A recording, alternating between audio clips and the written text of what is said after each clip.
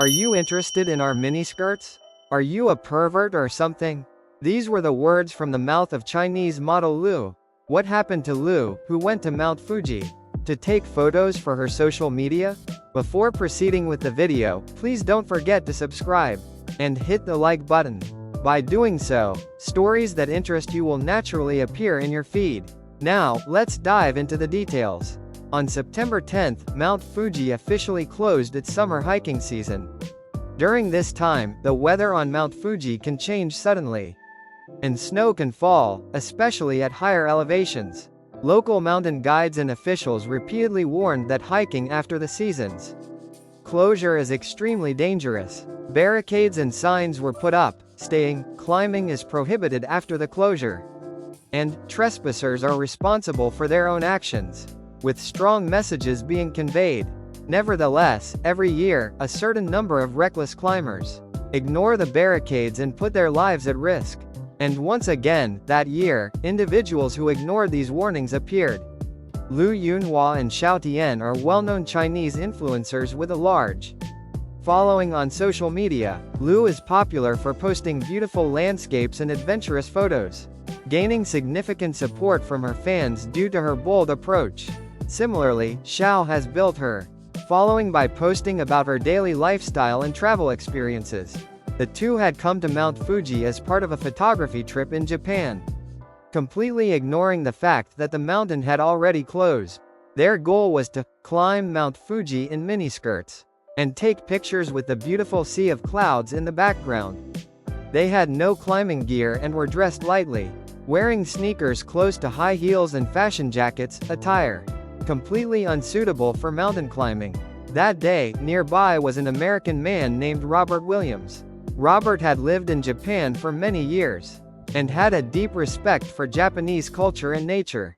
He had visited Mount Fuji several times during its closed season, and was well aware of its harsh environment and dangers. While visiting the foothills of Mount Fuji with friends, he happened to notice Liu and Xiao preparing to climb. Realizing the danger in their attire and intentions, Robert decided to approach them. "Excuse me, can I have a word?" Robert politely called out to Liu and Xiao. For a moment, Liu and Xiao turned towards Robert with a look of surprise at his serious tone, but they quickly assumed an indifferent attitude. Robert gently began explaining, "Mount Fuji is currently closed. It's very dangerous this time of year, especially without proper gear. The weather can change suddenly, so please be careful." However, Liu, listening to Robert's advice, let out a small laugh through her nose. She ran her hand lightly through her hair, glanced at Xiao, and in a slightly sarcastic tone said, "Who is this guy? Suddenly coming up and talking like he's some kind of mountain expert." Xiao laughed and agreed, "Exactly. Is he that bored to worry about us like that?" Robert, still calm, repeated his warning in a steady voice. "It's truly dangerous. The weather on Mount Fuji can change unexpectedly, and with your gear, it's impossible. Please don't climb." But Liu looked at Robert with disdain and sarcastically replied, "If you're that worried, stop staring at us from behind, okay? Are you interested in our miniskirts? Are you some kind of pervert?" Xiao joined in, teasingly, as she watched Robert's reaction. "Hey, Liu. That guy was leaning forward and staring at us earlier. So gross. Maybe he's not a mountain guide after all, just a plain old creep." Robert was taken aback by their words, his face tightening slightly. However, he took a deep breath, remained calm, and simply said, "Just be careful. That's all," and left the scene without saying more. The beginning of the climb. Liu and Xiao's optimism. Liu and Xiao completely ignored Robert's warning, laughing as they started their ascent. They saw Mount Fuji merely as an extension of a tourist destination and felt no particular danger, enjoying taking photos and videos along the way. "This view is amazing. Our followers are definitely going to love this," Xiao exclaimed, to which Liu, holding her smartphone, replied, "We're almost at the top. Our photos are definitely going to go viral." The two prioritized their social media presence, behaving as if the climb was some kind of fashion show. However, as they continued up the trail, the weather began to change rapidly. The once clear sky was quickly covered by dark clouds, and strong winds and cold Rain began to hit them. What the heck? Why is it getting so cold? Xiao said in surprise, clutching the hem of her miniskirt as she started to shiver. Lu, too, complained, we can't even take pictures in this, but the two pushed forward, still aiming for the summit. The rain grew heavier, and their light clothing was soon drenched. The wind picked up, and they struggled to maintain their balance. But as the cold and rain beat down on them, their strength was gradually sapped. I can't go on anymore, I can't walk in this. Xiao finally sat down, exhausted, and Lu stopped and sat down beside her.